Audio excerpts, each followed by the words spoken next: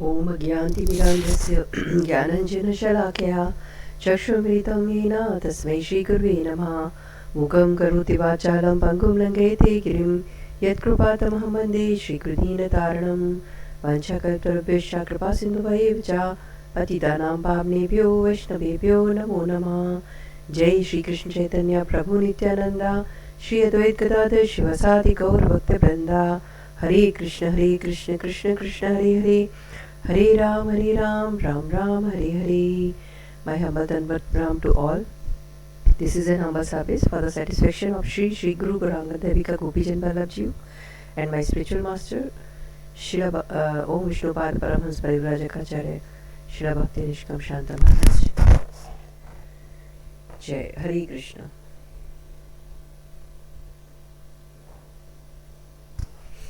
तो आज हम लोग आगे का कंटिन्यू करेंगे। हम लोग 20 श्लोक तक पढ़ लिया था। 20 श्लोक श्रीमद् भगवद गीता में।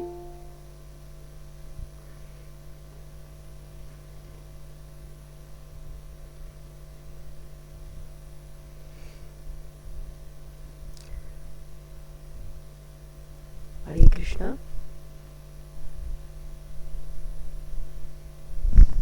आज हम लोग जो है कंटिन्यू कर रहे हैं 3rd चैप्टर का, द कर्म yoga the path of action. 3rd chapter का 21st श्लोक। ठीक है,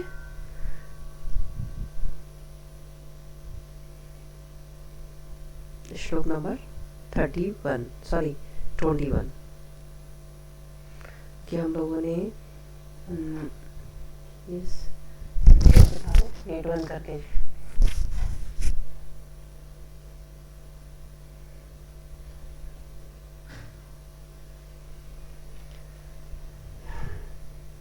तो हम लोग आज पढ़ेंगे 21 से 30 श्लोक।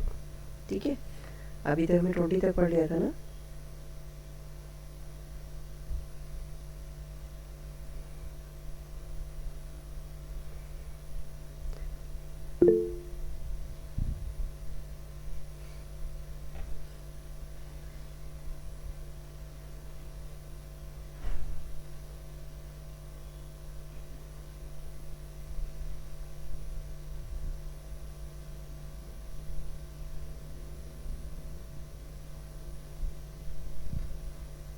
हरे कृष्णा। हरे कृष्णा। हरे कृष्णा। अच्छा, ये ज्वाइन आपका नहीं हुआ? मुझे लगा था आप ज्वाइन हो गए हो। नहीं, हम तो कब से, मेरा हो ही नहीं पा रहा था। अच्छा, कोई बात।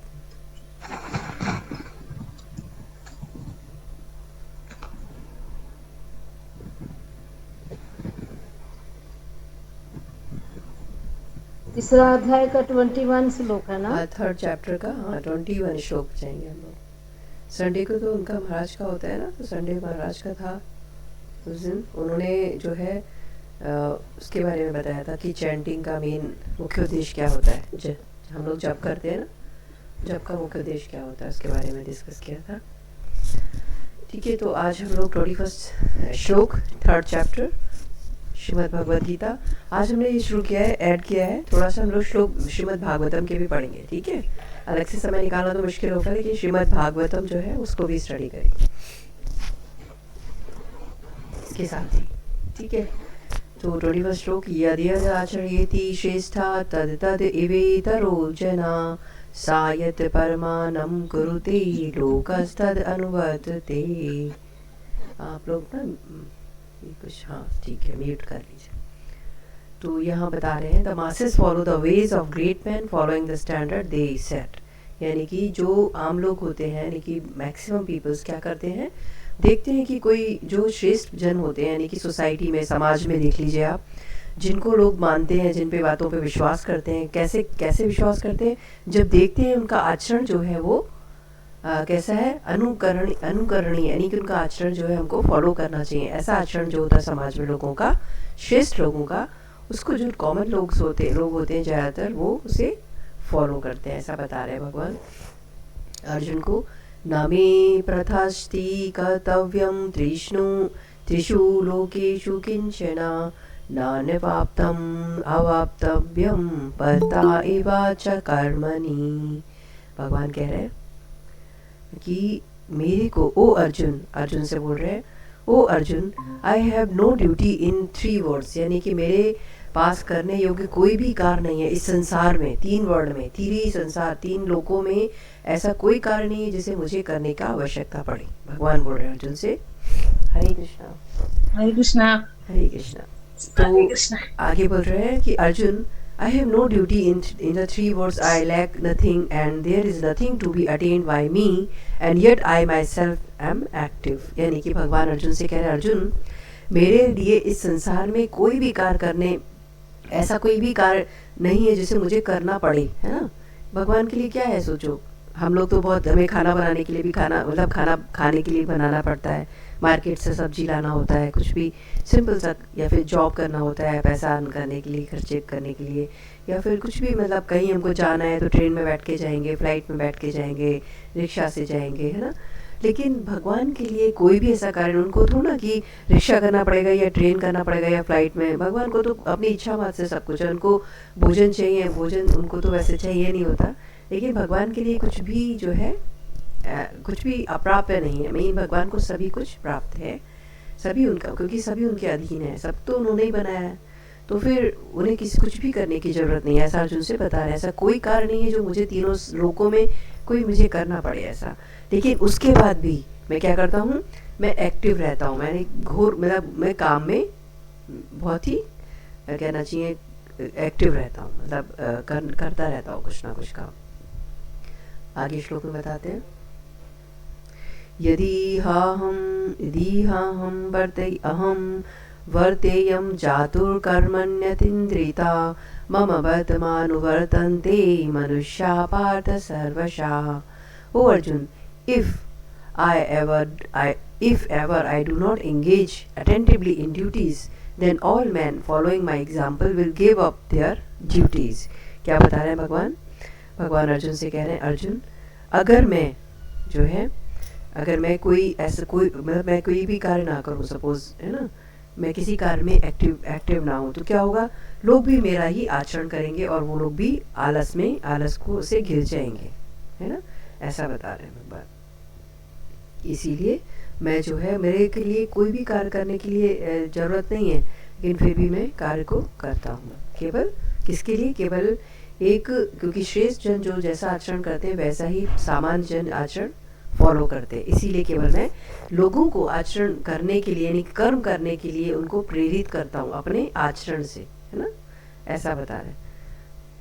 ठीक है, मतलब जैसे ये समझिए, हम किसी भी सोसाइटी में या कहीं भी रहते हैं, सपोज हम ऑफिस में, कॉलेज में, यूनिवर्सिटी में हैं, तो हम जैसे अपने ईमानदारी से अपना शेड्यूल, अपना क्लास है उसे करेंगे, या रिसर्च कुछ वर्क है तो उसे कम्प्लीटली अपना ऑनेस्टली करेंगे। ऐसा नहीं कि उसको छोड़ के अपना बंक मार रहे हैं या क्लास नहीं कर रहे हैं। ऐसा करेंगे तो लोग, और भी जो हमारे साथ के कलीग्स होंगे, जो लोग होंगे, वो भी सोचेंगे वो भी तो ऐसे करता है, क्या फ़र्क पड़ता है, हमें भी ऐसे कर लेना चाहिए, है ना। सिंसियरली क्यों पढ़ाना किसी को, बच्चों को नोट्स दे देंगे, नोट्स उनको प्रोवाइड करा देंगे एग्ज़ाम से पहले, इनको पेपर लीक कर देंगे, ऐसा सोचेंगे तो बाकी लोग भी वैसा ही फॉलो करेंगे। तो हमें जब जैसा जो सही अच्छे लोग, जो समाज में प्रतिष्ठित लोग होते हैं, श्रेष्ठ लोग होते हैं, जैसा वो आचरण करते हैं वैसे ही हम लोग उसे फॉलो करते हैं। शक्ता कर्मण्य विद्वांसो यथा कुर्वन्ति भारता। हाँ, पहले उसके ऊपर वाले श्लोक में एक और लाइन रह गई थी, इसमें बता रहे हैं भगवान कि I do not engage in duty, the people of these world will renounce there duty and fall और टू रुइनेशन। यानी कि अगर मैं किसी कर्म में ना लगूं तो क्या होगा, इस तीनों लोगों के जो मनुष्य हैं वो भी अपने अपने कर्तव्य कर्म को छोड़ करके जो है अपने आप को खत्म में नहीं बर्बाद कर लें। Thus, I will be responsible for their downfall caused by adulterated progeny। यानी कि तो मैं ही उनके डाउनफॉल, यानी कि उनका जो पतन का कारण मैं ही होऊंगा, और जिसके कारण जो है उनका जो भविष्य होगा या उनके आने वाली संतान होंगी वो सब कैसी होंगी, कहना चाहिए वर्ण संकर, यानी कि वो सही नहीं सही मार्ग को समझना या पकड़ना उनको नहीं, उनकी बुद्धि उस जगह काम नहीं करेगी, ऐसा भगवान बता रहे हैं। आगे का श्लोक है नेक्स्ट 25वां श्लोक, सक्ता कर्मणि अविद्वंसो यथा कुर्वन्ति भारता कुर्याद विद्यं स ततस्तकाश्चित् चिकीर्षुर्लोकसंग्रहम्. O Arjun, as ignorant person work with attachment, the wise too must work but without attachment in order to guide the general people who exist in the plane of worldly action. They differ not in their work but in their attitude of attachment and detachment. क्या बता रहे हैं? अर्जुन को भगवान कह रहे हैं कि अर्जुन, जो लोग जो ना समझ हैं या जिनको जो अज्ञानी लोग हैं वो कार्य करते हैं किससे? अटैचमेंट से करते हैं. अटैचमेंट मतलब चलो यार आज ये काम करूँगा तो इसका फल मुझे ये मिल जाएगा, है ना. आज मैंने इसको मंदिर में जाऊँगा, मैं मंदिर का ये वाला व्रत करूँगा तो मुझे इसका फल ऐसा मिल रहा है ना. या मैं मंदिर में इतना रुपए चढ़ाऊँगा तो भगवान मुझे ये देंगे, या मैं इसकी मदद करूँगा तो मुझे ये मिलेगा. मतलब अटैचमेंट, फल के प्रति. हम किसी की मदद भी करेंगे तो हम ये सोचेंगे कि हमें जो है कुछ मिलेगा. एक अटैचमेंट यानी फल की इच्छा के से हमें करेंगे. ऐसे लोग करते हैं, ना कि किससे?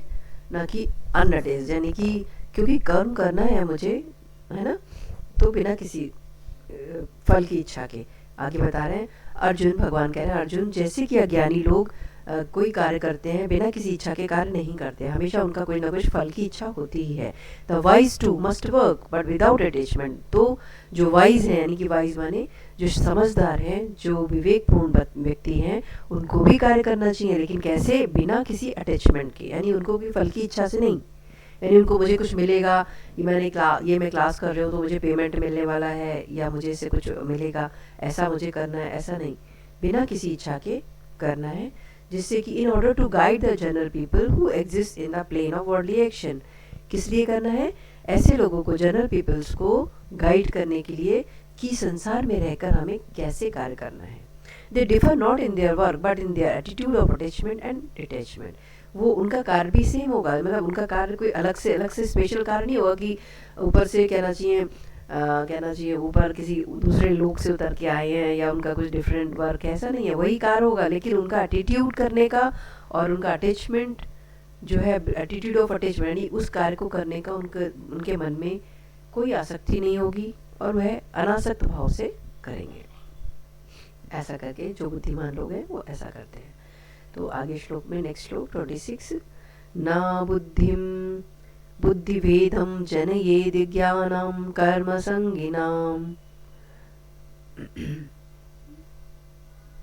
कर्मसंगिनां योजयत् सर्वकर्माणि विद्वान् युक्ता समाचरन्. The scripturally learned teachers should not create confusion in the mind of ignorant, atheist men by apparently advocating the neglect of duty for their cultivation of knowledge. Rather, he should set the example of selflessness in fulfilling duties, thus encouraging the ignorant in the performance of their personal prescribed duties.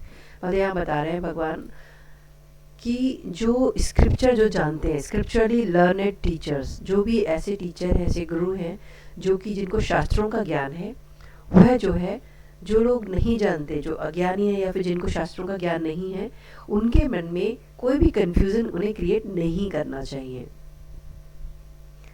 क्योंकि जो आसक्त मनुष्य होते हैं वो लोग क्या होता है, अक्सर वो किसको एडवोकेट करते हैं, किसका फेवर करते हैं?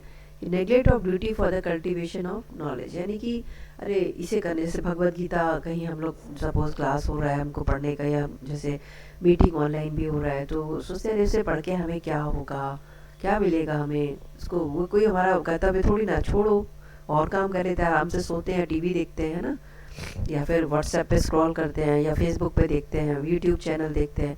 ऐसा करके सोच सकते हैं, नेग्लेक्ट कर सकते हैं. तो बता रहे हैं कि उनको जो बहुत ज़्यादा अटैच्ड हैं इन चीज़ों से, उनको जो है क्या करना है, उनके मन में कन्फ्यूज़न ना करके उनको किस तरह से बताना है कि धीरे धीरे, gradually, rather we should set example of selfless. हमको क्या करना है, एक एग्जाम्पल सेट करना है कि एक निस्वार्थ रूप से हमें हमारा कर्तव्य का पालन करना चाहिए, और अपनी जो भी हमारी प्रिस्क्राइब ड्यूटी है, मतलब हम लोगों ने पिछले श्लोक इसमें क्या कहते हैं चैप्टर में पढ़ा था, भगवान ने यहाँ पे बताया था कि जो अर्जुन ने पूछा ना, मेरी कॉन्स्टिट्यूशनल पोजीशन क्या है या मेरी प्रिस्क्राइब ड्यूटीज़ कैसे, हम लोग के मन में भी क्वेश्चन उठ सकता है ना कि हमारा वास्तव में कर्तव्य कर्म क्या है. तो हाँ, शिला श्रीधर महाराज ने बताया कि हमारा जो ड्यूटीज़ होती है, कर्तव्य कर्म जिसे हम लोग कहते हैं, अल्टीमेट कर्तव्य, कॉन्स्टिट्यूशनल पोजीशन या हमारा प्रिस्क्राइब ड्यूटी क्या होती है। हमारी प्रिस्क्राइब ड्यूटीज़ जो है वो एक दो तरीके की होते हैं। 2 types of prescribe duties you have, मतलब हम लोगों की 2 तरीके का प्रिस्क्राइब ड्यूटीज़ होता है। पहला होता है फर्स्ट प्रिस्क्राइब ड्यूटीज होता है रिलेटिव, है ना। सेकंड होता है एब्सोल्यूट। रिलेटिव का मतलब रिलेटिव मतलब किसी जिस शरीर में हमने जन्म प्राप्त किया है ना, इस शरीर में हम आए हैं अपने माता पिता के थ्रू, माता पिता ने हमको शरीर दिया है, जन्म दिया हमें, तो हमारा उनके प्रति क्या कर्तव्य बनता है, या फिर मेरा सराउंडिंग क्या है उसके प्रति मेरा कर्तव्य क्या बनता है, वो सब हमको रिलेटिव ड्यूटीज़ है हमारी, ठीक है। दूसरी ड्यूटीज़ आती है एब्सोल्यूट ड्यूटी, क्योंकि जीव क्या है, हम जीव जो है, हम लोग जैसे भगवान की कृपा से हम लोगों को ऐसा अवसर मिला कि हम लोग आत्मज्ञान के प्रति जानने के जागरूक हुए, है ना, the science of the soul, उसको जानने के लिए हम लोग इच्छुक हुए, तो भगवान ने हमको भगवद गीता का क्लास हमें अवेलेबल कराया, है ना।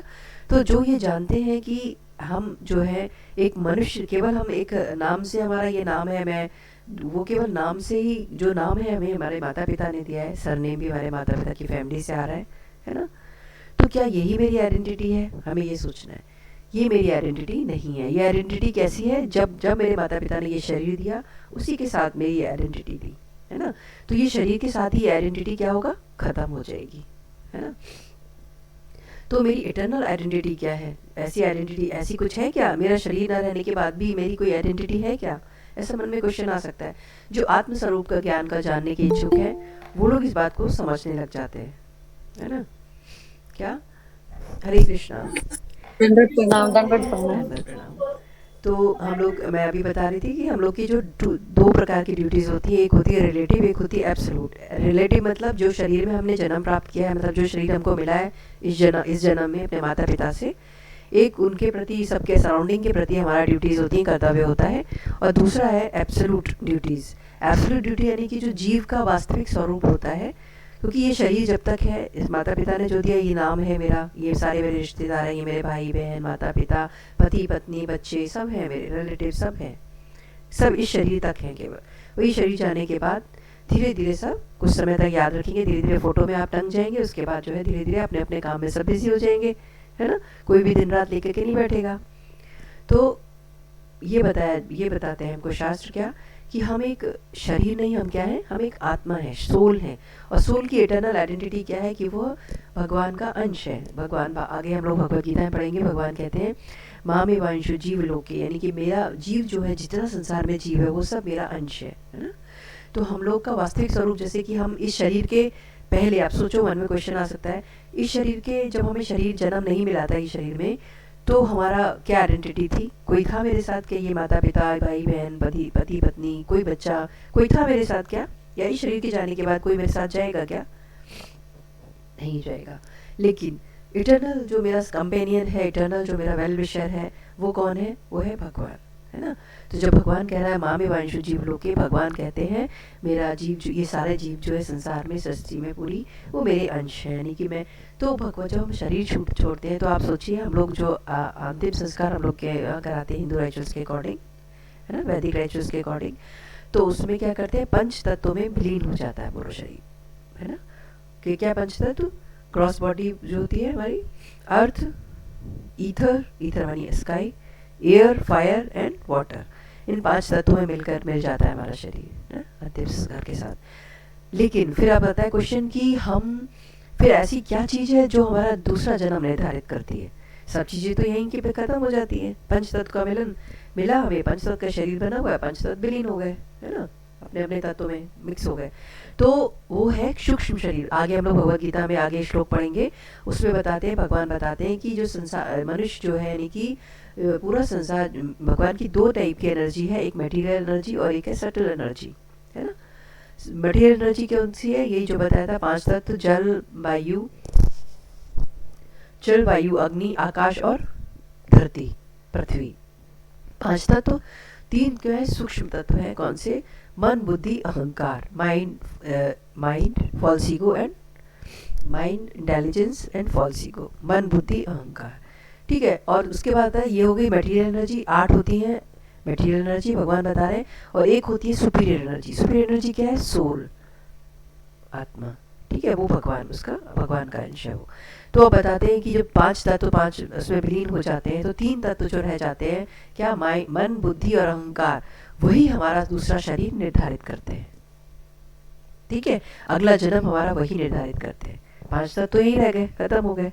तो अगला जन्म कौन निर्धारित कर रहा है? अगला जन्म निर्धारित कर रहा है हमारा कौन? हमारा सूक्ष्म शरीर। सूक्ष्म शरीर क्या है? मन, बुद्धि, अहंकार। जहां आपका मन होगा, जहां आपकी बुद्धि होगी, जहां आपका अहंकार होगा, वही जन्म उसी प्रकार से आपको मिलेगा, निश्चित होगा आपके लिए। तभी भगवान भगवत गीता में आगे श्लोक में हम पढ़ेंगे, कहते हैं ना, मन मैया मनोबुद्धियो, यानी अब मुझे क्या अर्पित करना है तुम्हें? अपना मन और अपनी बुद्धि मुझे अर्पित कर दो, है ना। तो भगवान इसीलिए ये नहीं कह रहे कि मुझे अपना ग्रॉस बॉडी अर्पित करो, वो तो करना ही है हमको, क्योंकि वो हमारा एक इंस्ट्रूमेंट है भगवान के सेवा करने के लिए, है ना।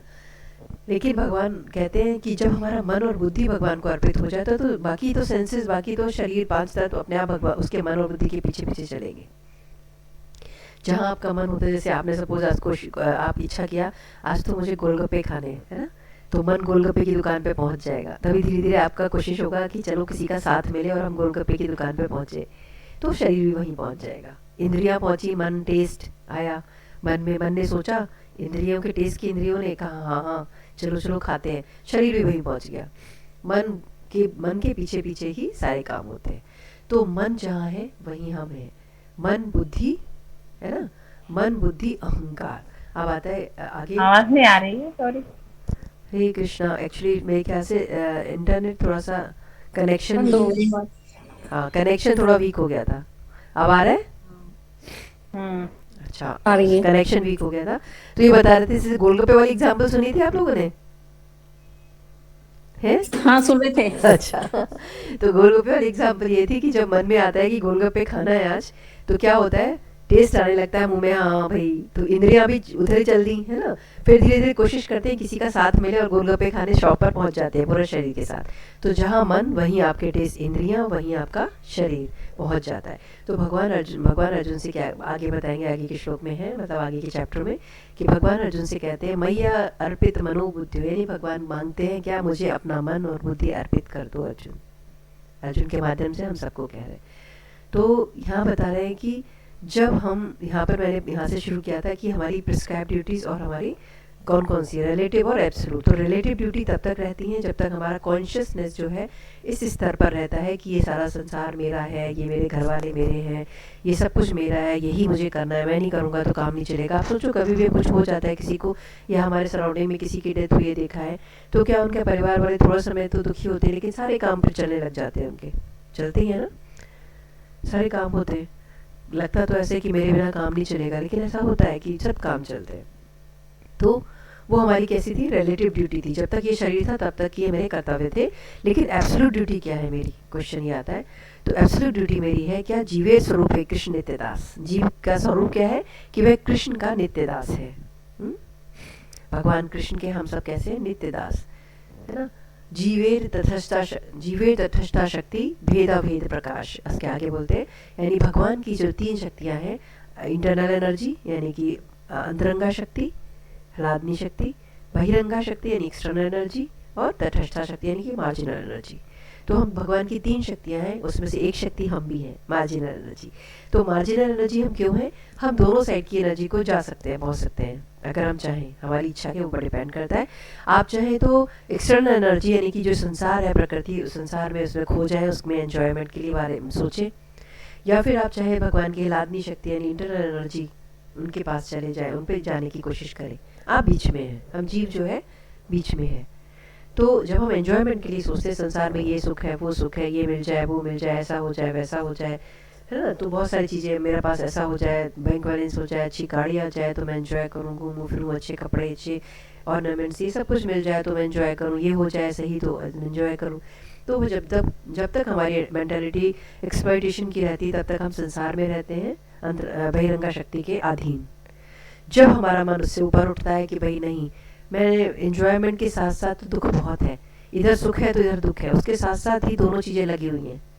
ऐसा नहीं कि बस संसार में दुख ही दुख है, ऐसा नहीं, एंजॉयमेंट है, एंजॉयमेंट ही एंजॉयमेंट है, ऐसा भी नहीं है। साथ में इधर कहते हैं जैसे धूप छाँव, दिन रात, सुख दुख, सर्दी गर्मी, सब चीज़, मान अपमान, सब चीज़ एक साथ, लाभ हानि, डुअल नेचर है संसार का, तो चलेगा ही वो। तो जब तक हम ये नहीं समझते कि हमारा रिलेटिव वर्ल्ड में हमारा कुछ पर्टिकुलर टाइम है, उसको हमें क्या करना है, भगवान ने हमें एक मौका दिया है, अपॉर्चुनिटी दी है कि आप अपना इस संसार में रह करके अपने आप को जो है हायर लेवल पर, हायर प्लेटफॉर्म पर उठा सकते हो तो उठा लो। और वो ये उन्होंने हमें चुन लिया है, तभी उसका ये लक्षण है, उसके ये कहना चाहिए इंडिकेशन है कि हमें ऐसा संग मिल गया है ना।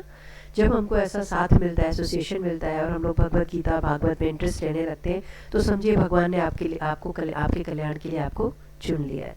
नहीं तो बहुत सारे लोग हैं ऐसे जिनको इन्फॉर्मेशन बहुत पहुंचती है हमेशा कि भाई आप आइए, भगवत गीता भागवत पढ़ रहे हैं हम लोग, तो वो लोग को मतलब नहीं होता, उन लोग को लगता है पहले मुझे सोना, रेस्ट करना, पार्टी करना, घूमना फिरना, शॉपिंग करना, ये काम है वो काम है, वो लोग समय, या फिर किसी के घर मिलने मिलाने जाना, बहुत सारे काम है उनके लिए जीवन में, है ना। उन्हें लगता है ये सब चीज़ें तो फालतू की, बुढ़ापे का काम है, ऐसा सोचते हैं। जबकि आप प्रहलाद महाराज देखिए, ध्रुव महाराज देखिए, कितनी उम्र थी उनकी, आप सभी को पता है। तो हमें अपनी प्रिस्क्राइब ड्यूटीज यानी रिलेटिव एंड एब्सोल्यूट ड्यूटीज़ को, यानी कि रिलेटिव ड्यूटी से धीरे धीरे उनको करना है हमको, लेकिन उनसे अनासक्त भाव से करना है।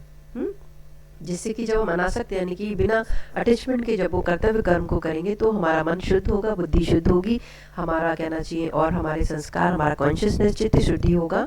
जैसे जैसे चित्त शुद्धि होगी वैसे वैसे हमको हमारे एब्सोल्यूट ड्यूटीज़ के बारे में समझ में आने लगेगा, है ना, कि हमारा स्वरूप क्या है, हमारी रियल आइडेंटिटी क्या है। जब हमारी रियल आइडेंटिटी हमको समझ में आने लगेगी तो हमारे लिए कहना चाहिए एक अलग ही मार्ग खुल जाएगा, और हम एक अलग प्लेटफॉर्म पे है, प्लेटफॉर्म पे पहुंच सकते हैं। प्रकृते क्रियमाणानि गुणे कर्माणि सर्वशा अहंकार विमूढ़ात्मा कर्तामेहति मन्यते। अब भगवान आगे बता रहे कि all actions in the world are in every respect affected by the modes of material nature which impairs the senses, but a man deluded by bodily identification thinks I alone am accomplishing this work। भगवान क्या बता रहे हैं कि इस पूरे संसार में all action in the world are in every respect affected by the modes of material nature, यानी इस संसार में जो सारा जो भी कर्म हो रहा है, कार्य हो रहा है, वो सभी किससे affected है, the modes of material nature, यानी कि material nature यानी प्रकृति के 3 मोड है ना, पता है सबको, तमोगुण, रजोगुण और सतोगुण, उनसे अफेक्टेड है। उन्हीं में जिसमें हमारा स्वभाव जिस तरीके का होता है, तमोगुणी, रजोगुणी या सतोगुणी, तो वैसे ही हमारी इंद्रियां उसी तरीके के कार्य करने को बाध्य होती हैं। But a man deluded by bodily identification, लेकिन हम लोग जो है जब तक हम लोग ये सोचते हैं कि ये शरीर जो है, मैं कौन हूँ, मैं ये शरीर, मेरा नाम ये है ना। जैसे मैं सोचूं कि मेरा नाम ये, कौन सा नाम जो हम लोग ऑफिशियली हम लोग यूज़ करते हैं, वही नाम मेरा है, यही मेरी आइडेंटिटी, ये मेरा कहना चाहिए आधार कार्ड है, ये मेरा रेजिडेंस है, ये मेरे माता पिता हैं। यानी कि हम बॉडीली आइडेंटिफिकेशन जब तक रखते हैं तब तक हम ये सोचते हैं ये काम मैंने कर दिया है, अभी मैंने अपने बच्चों को पढ़ाई लिखाई कंप्लीट करा दी है, या मैंने बच्चों को अपना एडमिशन करा दिया है, या मैंने उनकी शादी कर दी है, या मैं उनका खर्चा पानी चला रहा हूँ, या ये जो काम सारा है ये सब मैंने कंप्लीट कर दिया, या फिर मैंने बहुत अच्छा जॉब में अचीवमेंट प्राप्त किया है, मैंने प्रमोशन हो गया है। इस तरीके से जो है वो सब ये सोचता है ये सब मैं कर रहा हूँ। तो भगवान यहाँ बताते हैं ऐसा लोग जो है मूढ़ होते हैं, मूर्ख होते हैं, क्योंकि जो मटेरियल मोड ऑफ नेचर है यानी कि वही कार्य कर रहा है, यानी भगवान ही सब चीज़ों के पीछे कार्य कर रहे हैं, लेकिन आपके स्वभाव और आपके गुण कर्म के अनुसार ही होता है। आगे बता रहे हैं तत्त्ववित्तु महाबाहो गुणकर्मा विभागयो गुणा गुणेषु वर्तन्ते इति मत्वा न संजते।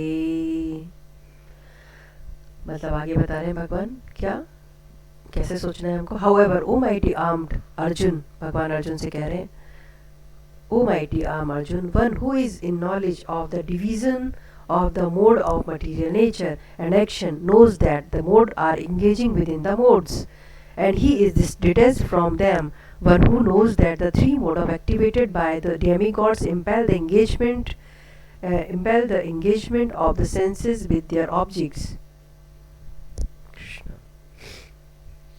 Action कट रहा है, हाँ कट रहा था, अभी फिर से आ गया, रीजन हो गया। तो बता रहे भगवान कि अर्जुन से कह रहे हैं Arjun One who is in knowledge of the division of mode of material nature and action knows that the modes are engaging within the modes, and he is detached from them. One who knows that the three modes activated by the demigods impel the engagement of the senses with their objects knows himself to be independent of these elements. Therefore, he does not consider himself a doer. यानी कि जो जो ज्ञान जिसके जो ज्ञानी है, यानी कि जो ज्ञान रखता है, वह जानता है क्या कि जो मटेरियल नेचर यानी कि प्रकृति के जो तीन मोड हैं, तीन मोड कौन कौन से अभी बताया था, तमोगुण, रजोगुण और सतोगुण, उसके अनुसार किसी भी जीव का वो सारे जो मोड ऑफ मटेरियल नेचर होते हैं वो किसी भी जीव को क्या करते हैं, उनके जो इंद्रियों के प्रति जो ऑब्जेक्ट्स होते हैं उनमें उनको इंगेज करके रखते हैं, वही एक्टिव रहते हैं, एक्टिवेट कर रहते हैं modes of material nature. And जो ज्ञानी होता है वह जानता है कि मैं इन सब से कैसा हूँ, स्वतंत्र हूँ, ये सब मैं नहीं कर रहा हूँ, I am not a doer, मैं करता नहीं हूँ, ऐसा वह समझता है। प्रकृति गुण सम्मूढ़ा सृजन्ते गुण कर्मसु तानु कृत सद्विदो मंदानु कृत संभिन्न विचालयेत। Person bewildered by the modes of nature are absorbed in the function of the modes of the engagement of senses with their objects। यानी कि जो पर्सन इससे भ्रमित होता है कि जो मोड ऑफ नेचर यानी कि प्रकृति के जो स्वभाव है, यानी कि वही प्रकृति का स्वभाव तीन गुणों से मिलकर बनी ना। हम देखते हैं, कई बार देखते हैं कि कोई बहुत ही अच्छा लगता है, बहुत अच्छा है भाई, वो तो बड़ा उसके पास जाओ तो बहुत अच्छा लगता है, शांत हो जाता है मन। लेकिन कुछ लोग ऐसे भी होते हैं जिनके पास जाने से मन इरिटेट होता रहता है, भागो वहाँ से, है ना, तो तमोगुणी। या फिर किसी के पास बैठो जाके तो वो बहुत सारे अचीवमेंट के बारे में सुनाता रहता है अपने, है ना, तो वो एक रजोगुणी टाइप से। तो इस टाइप के तीन मोड्स होते हैं, तीन मोड के लोग होते हैं। तो उनके स्वभाव के अकॉर्डिंग यानी प्रकृति का जिनने अपना जैसा जैसा एक्वायर किया है, अपना कहना चाहिए स्वभाव बनाया है, उसके अनुसार वह जो है प्रकृति से बाध्य होते हुए कार्य करते हैं। Enlightened person should not agitate such ignorant, unfortunate person by trying to convince them of higher philosophical truth। अब यहाँ बता रहे हैं स्ट्रिक्टली भगवान कि जो ज्ञानी लोग हैं, जिनको ये ज्ञान प्राप्त हो चुका है, वह ऐसे लोगों को जो मटेरियल मोड ऑफ नेचर में फंसे हुए हैं, उनको जाकर के ज़्यादा जो शास्त्रिक सत्य है उसके बारे में उनको ना बताएं, हायर फिलोसफिकल ट्रुथ के बारे में ना बताएं, क्योंकि वो इससे सुनकर के इरिटेट होंगे, क्योंकि उनको पता नहीं है वास्तव में ये क्या है। Rather they should advise the condition soul to practice. उसके अलावा उनको क्या करना चाहिए, उनको करना चाहिए कि जो लोग हैं, जो इग्नोरेंट लोग हैं, जो अज्ञानी लोग हैं, उनको क्या करना है कि तुम जो है सेल्फलेस एक्शन यानी कि तुम बिना किसी स्वार्थ के अपना कर्म करो। तो क्या होगा, ऐसा अगर वो करना सीख गए तो वह जो है उस मटेरियल मोड से धीरे धीरे ऊपर उठ सकते हैं। मयि सर्वाणि कर्माणि सन्न्यास्याध्यात्म चेतसा निराशीर्निर्ममो भूत्वा युद्धस्व विगतचरा। Surrender all your activities to me, ये बहुत ही इंपॉर्टेंट श्लोक है। इसमें भगवान कह रहे हैं अर्जुन से, surrender all your activities to me with the understanding all my action are under the control of indwelling Lord। In such consciousness, free from possessiveness and anguish, take recourse to battle as your natural duty। भगवान कह रहे हैं कि सारी कर्म, सारी क्रिया मुझे क्या करो, समर्पित कर दो। Surrender all your activity to me with this understanding कि जो सारा मेरा कार्य है वो सब भगवान ही उसको नियंत्रित कर रहे हैं।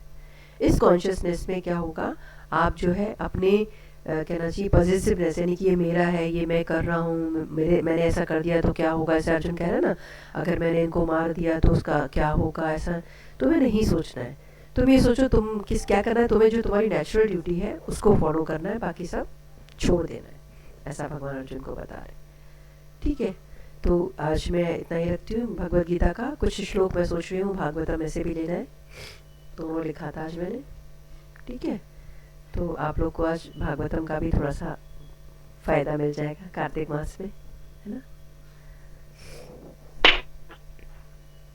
वो केवल हम लोग 10 मिनट पढ़ेंगे, ठीक है, इसलिए मैंने जल्दी फिनिश कर दिया ये। तो इसमें हम लोग पढ़ रहे हैं श्लोक नंबर 30, कैंटो है 8 कैंटो का श्लोक नंबर 30, ठीक है। इसमें मैं थोड़ा सा बैकग्राउंड बता देती हूँ। क्या हुआ था, सारे जो देवता है वो सारे कहना चाहिए डायमंड्स यानी कि कहते हैं राक्षसों से परेशान होकर के भाग करके वो ब्रह्मा जी के पास आए। ब्रह्मा जी से जब प्रार्थना की ब्रह्मा जी तो, और शिव जी से प्रार्थना की, शिव जी बोले नहीं मेरे करने से कुछ नहीं होगा, आपको जो है भगवान विष्णु के पास जाना पड़ेगा, क्षीरोद कसाई विष्णु के पास जाना पड़ेगा, वही हमारी मदद कर सकते हैं। तो भगवान विष्णु को फिर उन्होंने ब्रह्मा जी ने सब सारे भगवान शिव जी ने सब ने उनको उनसे प्रार्थना की, सारे देवी देवता खड़े होकर उनसे प्रार्थना किया। जब प्रार्थना से प्रसन्न हुए भगवान विष्णु तो वो अपीयर हुए उनके सामने। वो जब अपीयर हुए तो कोई भी जो है उनको देख नहीं पा रहा था, तो शिव जी ने और ब्रह्मा जी ने उनको देखा, फिर उनको प्रार्थना किया, उनको प्रणाम किया। फिर मतलब देख नहीं पा रहा था कैसे कि उनकी इतना ज़्यादा उनके चारों तरफ इतना प्रकाश था कि वो कोई देवी देवता नहीं देख पा रहे थे। फिर भगवान ने कहा कि आप लोग एक काम कीजिए, आप जो है इसमें कहते हैं समुद्र का मंथन करने के लिए भगवान ने सजेस्ट किया है। तो समुद्र का मंथन कैसे करें, तो उन्होंने कहा मंदिरा पर्वत है जो, उसको जाके आप उसको, जैसे रई हम लोग कोई मट्ठा वट्ठा चलाते हैं ना हम लोग, तो रई बनाते हैं, तो उसको रई को उन्होंने मंदिराचल पर्वत पर कहा इसको करो, और जो रस्सी है वो बासुकी नाग को बना लो। फिर एक तरफ सारे कहना चाहिए डेमन्स रहेंगे राक्षस, और एक तरफ सारे देवता, दोनों मिलकर के इसको मंथन करना है आपको, है ना। और टॉर्टोइस की पीठ पर बड़ा सा कच्छप अवतार भगवान ने लिया, उनकी पीठ पर रख करके मंदराचल पर्वत को, और बासुकी नाग से उन्हें मथना था, ऐसा करके। तो अब क्या हुआ, सारे देवी देवता उन्हें रिक्वेस्ट करने गए, किसके पास, बलि महाराज जो थे वो सारे डेमन्स यानी दैत्यों के मुख्य थे, मेन, है ना, तो उनके पास जाना था उनको। तो यहाँ से हम लोग शुरू करते हैं, शुरू text number 30, canto 8 chapter 6 text number 30। महेन्द्रः श्लोक्षण्य वाचा सन्तवैत्वा महामती आभ्यावहसता तत्सर्वं शिक्षितं Purushottama. Translation. After pleasing Bali Maharaj with mild words, Lord Indra, the king of demigods, who was most intelligent, very politely submitted all the proposal he had learned from the Supreme Personality of Godhead Vishnu, Lord Vishnu.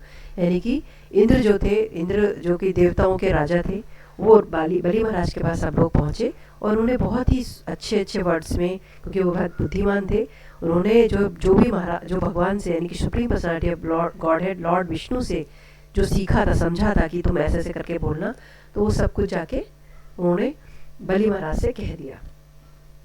तत्त्वे अर्चता दैतस्या तत्र ये सुरधीपः संभरोरिष्यतनेमिश्चा ये त्रिपुरावासिनः। Translation. The proposals submitted by King Indra were immediately accepted by Bali Maharaj and his assistants headed by Sambara and Astnemi and by all the other residents of Tripura।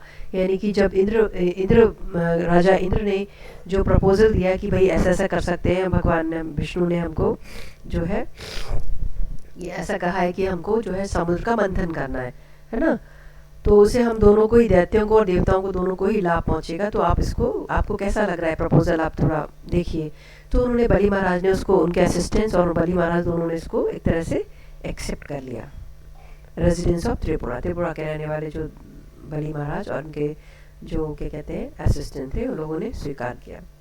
क्या बता रहे, it appears from the boast that politics, diplomacy, the propensity to cheat and everything that we find in the world in individual and social negotiation between two parties are also present in the upper planetary system। यानी कि जैसा कि आजकल हम देखते हैं ना, क्या राजनीति, डिप्लोमेसी या एक दूसरे को धोखा देने की प्रवृत्ति, वो जो इस संसार में है वो वैसा ही जो है अपर दूसरे ऊपर वाले जो उच्च लोकों में भी है। The demigods went to Bali Maharaj with the proposal to manufacture nectar, and the demons immediately accepted it, thinking that since the demigod were already weak, when the nectar was produced, the demon would take it from them and use it for their own purpose। क्या बता रहे हैं, demigod जब बलि महाराज के पास गए ये सोच के, ये मतलब एक प्रपोजल लेके कि हम लोग जो है, जो समुद्र है उसमें से अमृत निकालना है हमें, है ना, तो क्या आप लोग, हम अकेले तो नहीं कर सकते। उसे उन्होंने कहा है भगवान ने कि उसे हमें दोनों को, तो हम उन्हें कहा दैत्य और देव दोनों लोग को जो उसको मंथन करना पड़ेगा, तो उसमें से जो अमृत निकलेगा ना, तो उसको हम लोग पान कर सकते हैं। तो दैत्यों ने सोचा वैसे भी जो सारे देवता हैं वो तो कमजोर हैं, जब निकलेगा तो हम लोग जो है पी लेंगे, ऐसा सोच रहे हैं वो, हम ले लेंगे, ऐसा मतलब चीट करने का intention दिखा रहे हैं। The demigods of course had similar intention. The only difference is that the supreme personality of Godhead Lord Vishnu was on the side of demigods because the demigods were his devotee, whereas the demons did not care about Lord Vishnu. All over the universe there are two parties, the Vishnu party and or God conscious party and the godless party. The godless party is never happy or victorious, but the God conscious party is always happy and victorious. बता रहे हैं कि ठीक वैसा ही intention देवताओं का भी था, कि देवताओं ने भी यही सोचा था कि जब अमृत निकल आएगा तो हम जो है खुद ले लेंगे और इनको नहीं देंगे। अब यहाँ बता रहे हैं कि क्योंकि भगवान विष्णु थे, जो लॉर्ड विष्णु, वो केवल देवताओं के साथ थे। क्यों? क्योंकि देवता उनके भक्त थे, है ना, भक्त हैं, इसलिए भगवान हमेशा देवताओं का फेवर करते हैं। तो अब यहाँ बताया कि यहाँ भी दो तरीके की पार्टी है, संसार में भी और वहाँ भी, ऊपर भी। क्या? एक तो गॉड कॉन्शियस, यानी कि भगवान की एक तो भक्त है, विष्णु पार्टी कहते हैं इसे गॉड कॉन्शियस। एक होते हैं गॉडलेस, जो भगवान को नहीं मानते। तो यहाँ बता रहे हैं जो भगवान को मानते हैं भक्त, वो हमेशा खुश रहते हैं, और जो भगवान को नहीं मानते वह हमेशा दुखी रहते हैं। ततो देव सुरः कृत्वा सामैदाम कृता संवृदा उद्यमं परमं इच्छाकुरुर अमृतार्थे परन्तपा। O Maharaj Parikshit, chastiser of enemies, the demigod and demons thereafter made an armistice between them. Then with great enterprises they arranged the produce nectar as proposed by Lord Indra. उसके बाद क्या हुआ, यहाँ पर शुभदेव गोस्वामी सुना रहे हैं ना, किसको? परीक्षित महाराज को, भागवतम। तो कह रहे हैं परीक्षित महाराज, ओ महाराज परीक्षित, चस्टाइजर ऑफ यानी कि शत्रुओं का नाश करने वाले, ये जो देवता थे और दैत्य दोनों ने मिलकर के आपस में संधि की, और दोनों ही जो है, जो कि इंद्र के द्वारा प्रपोज किया गया था कि हमें अमृत प्राप्त करना है, तो दोनों ने संधि करके जो है कोशिश किया। यहाँ पर the word संविदम is significant in this word. The demigod and demon both agree to stop fighting, at least for the time being, and endeavors to produce nectar. Srila Vishnu Chakravarti Thakur notes in this connection. यहाँ बता रहे कि कम से कम दैत्य जो है किसी बात पे भी तो राजी हुए, मतलब उन्होंने स्वीकार किया, और कुछ समय के लिए उन्होंने युद्ध करना बंद किया। तो यह भक्ति विश्वनाथ चक्रवर्ती ठाकुर क्या बताते हैं? संविद्य युद्धे ते प्रतिज्ञायम् आचरेण मनीतो सने संभासने क्रियाकारे संकेता ज्ञानयोरपि। The word संविद is precariously used to mean in fighting, in promising, for satisfying, in addressing by practical action, indication and knowledge. ये संविद वर्ड जो है बहुत सारी चीज़ों में यूज़ किया गया है, जैसे कि लड़ाई करने में, किसी का से प्रॉमिसिंग यानी किसी से वचन करने में, किसी को संतुष्ट करने में, किसी को बोलने में, बाई प्रैक्टिकल एक्शन या कोई हमको व्यवहारिक कार्य करने में, इंडिकेशन या फिर ज्ञान के रूप में। ठीक है। ततस्ते मंतरागिरिम ओजस्तपया दुर्मदाः नंदान्ता युद्धहिम निन्युः सक्ता परिकः भवा। Thereafter, with great strength, the demon and demigods, who were all very powerful and who had long stout arms, uprooted Mahindra mountain, crying very loudly, they brought it towards the ocean of milk. यानी कि इस तरीके से फिर क्या हुआ, दैत्य और देवता दोनों ही बड़े, क्योंकि बहुत ही पावरफुल तो थे ही दैत्य, तो उन्होंने मंदराचल पर्वत जो था, मंदरा पर्वत को उखाड़ा और बहुत ही जोर से चीखते हुए जो है वो जो दूध का समुद्र है उसके पास ले आए। दुराभारो श्रन्तः शक्रा वैरोचनदायः अपरायन्तस्तं बोधं भिवासा विजयाः पथि। Because of conveying the great mountain for a long distance, King Indra, Maharaj Bali, and other demigods and demons become fatigued. Being unable to carry the mountain, they left it on the way. यानी कि बहुत ही लंबा चौड़ा था mountain Mandra पर्वत. तो राजा इंद्र और महाराज बलि दोनों ही बहुत थक गए थे, सारे देवी देवता और सारे देवता और सारे दैत्य थक गए थे. तो जो उन्होंने उसे बीच में ही छोड़ दिया, आगे नहीं जा पाए. निपतं सा गिरिं तत्रा बहुम अमरादान्वन चुरनयम् आशामहता भारेणा कनकाक्षलः. The mountain known as Mandra, which was extremely heavy, being made of gold, fell and smashed many demigods and demons. बता रहे क्योंकि जो मंद्रा पर्वत था वो सोने का बना हुआ था और बहुत भारी था. जब वो गिरा तो उसे बहुत सारे देवता और बहुत सारे दैत्य जो है स्मैश्ड हो गए, कुचल गए. By constitution, gold is heavier than stone, since Mandra mountain was made of gold and was therefore heavier than the stone.